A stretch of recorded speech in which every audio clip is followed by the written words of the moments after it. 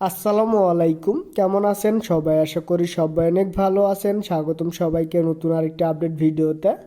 যারা আমরা ডিজাইন করি তাদের জন্য ফন্ট কতটা গুরুত্বপূর্ণ তা আমরা কম বেশি সকলে জানি।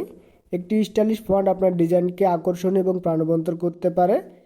যারা আমরা মোবাইল দিয়ে ডিজাইন করি তাদের জন্য পেক্সিল অ্যাপ একটি বেস্ট অ্যাপ, কিন্তু অনেকে জানে না কিভাবে পেক্সিল অ্যাপে স্টাইলিশ ফন্ট অ্যাড করতে হয়।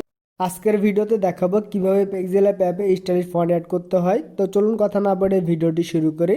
ভিডিওটি শুরু করার আগে চ্যানেল নতুন হলে অবশ্যই চ্যানেলটি সাবস্ক্রাইব করে পাশে রাখা বেল বাটনটি অল করে দিবেন। তো চলুন শুরু করি। তো প্রথমে আপনারা পেক্সিল অ্যাপটি ইনস্টল করে নেবেন। ইনস্টল করা হয়ে গেলে সেটি ওপেন করবেন।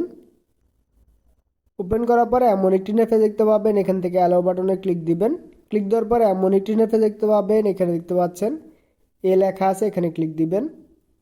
ক্লিক দেওয়ার পরে এমন একটি ইন্টারফেস দেখতে পাবেন, একটু স্ক্রল করবেন। করার পরে এখানে দেখতে পাবেন ফন্ট নামে একটি অপশন আছে, এখানে ক্লিক দিবেন। ক্লিক দেওয়ার পরে এমন একটি ইন্টারফেস দেখতে পাবেন, এখানে দেখতে পাবেন মাই ফন্ট, এখানে ক্লিক দিবেন।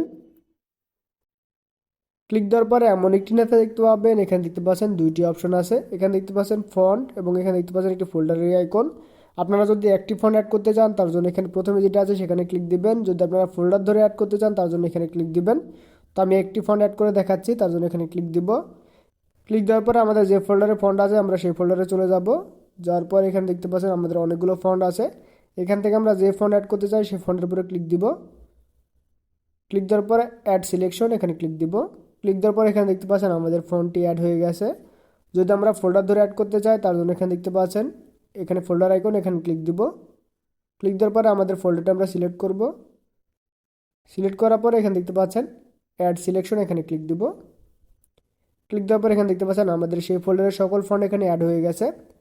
তো আশা করি আপনারা বুঝতে পেরেছেন কীভাবে ফন্ট অ্যাড করবেন।